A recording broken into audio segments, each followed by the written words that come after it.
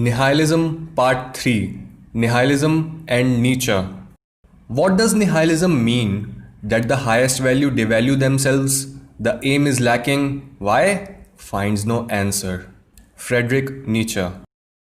जहाँ पर कई फिलोसोफर्स अपने आप को निहाइलिस्ट बोलते हैं, वहीं निहाइलिज्म के कॉन्सेप्ट को सबसे ज़्यादा फ्रेडरिक नीचा के साथ जोड़ा जाता है.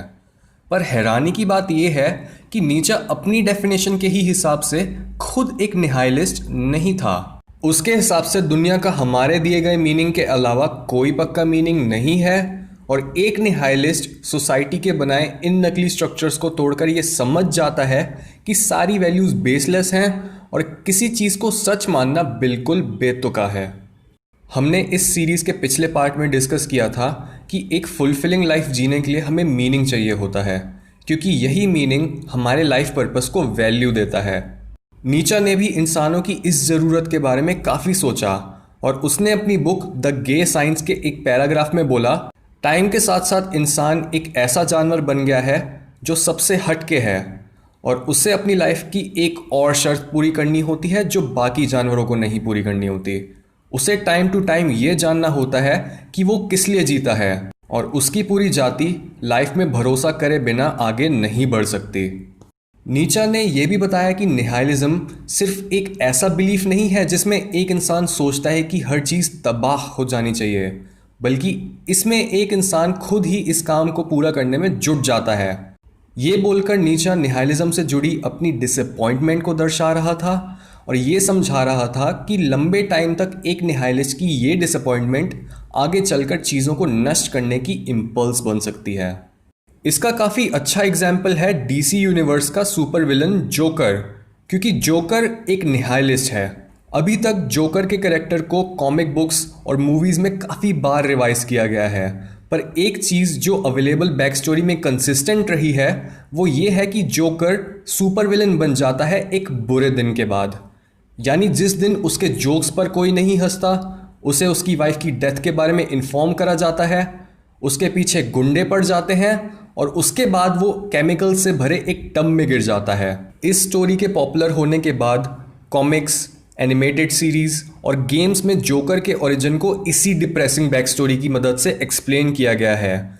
पर यह काफ़ी अच्छा एग्जाम्पल है कि कैसे एक इंसान अपनी सफरिंग की वजह से लाइफ के मीनिंग को क्वेश्चन करने लगता है, और इसी रास्ते पर चलते चलते एक निहाइलिस्ट बन जाता है.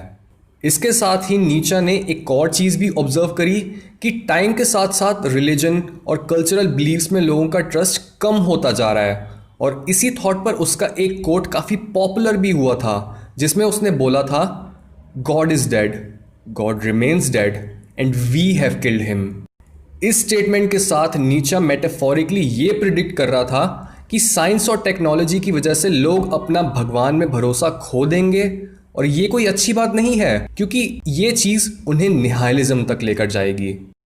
हाउएवर सेम टाइम पर नीचा हमें थोड़ी होप देते हुए ये भी बोलता है कि निहाइलिज्म के डेंजर्स के बाद भी उसे सिर्फ पेसिमिस्टिक व्यू से देखना नहीं चाहिए, क्योंकि ये एक इंसान की लाइफ का वो ज़रूरी प्रोसेस हो सकता है जिसमें वो अपनी पुरानी वैल्यूज़, कंडीशनिंग और बिलीव्स को डीकंस्ट्रक्ट और फिर नई वैल्यूज़ को रिकंस्ट्रक्ट करता है. यानी निहाइलिज्म इस डीकंस्ट्रक्शन और रिकंस्ट्रक्शन के बीच का पार्ट भी हो सकता है, जो हमारी डेवलपमेंट के लिए बहुत ज़रूरी होता है. बट ये काफ़ी पेनफुल भी हो सकता है, क्योंकि इस टाइम पर हम अपने पुराने बिलीव्स छोड़ चुके होते हैं, पर हमने उन्हें किसी नए बिलीफ या नॉलेज से रिप्लेस नहीं किया होता. और ये निहाइलिज्म का दूसरा प्रॉबेबल कॉन्सिक्वेंस भी हो सकता है, जहां एक इंसान कॉमन बिलीफ्स और सोसाइटी के रूल्स को ओवरकम करके अपनी नई वैल्यूज़ बनाता है.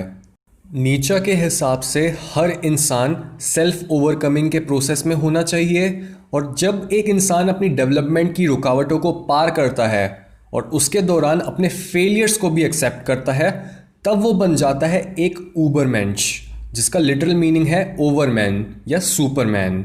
नीचा बोलता है कि ह्यूमैनिटी का यही गोल होना चाहिए, पर ज़्यादातर इंसान अपनी एनिमल इंस्टिंक्ट्स और ऊबरमेंश बनने के बीच में ही फंसे रहते हैं और एक मीडियोकर लाइफ जीते हैं. ऊबरमेंश का एक अच्छा एग्जाम्पल हमें जोकर के एंटैगनिस्ट यानी बैटमैन से मिल सकता है, क्योंकि जोकर की ही तरह बैटमैन ने भी अपनी लाइफ ऐसे ट्रोमैटिक और बिलीफ तोड़ देने वाले इवेंट्स की वजह से चेंज कर ली थी।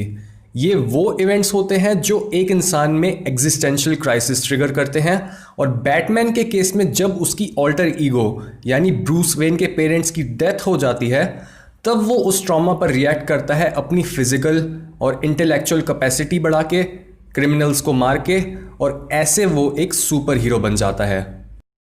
सो इन अ नटशेल, नीचा ने अपनी फिलॉसफी में ये समझाया कि निहाइलिज्म के दो कॉन्सिक्वेंसेस हो सकते हैं।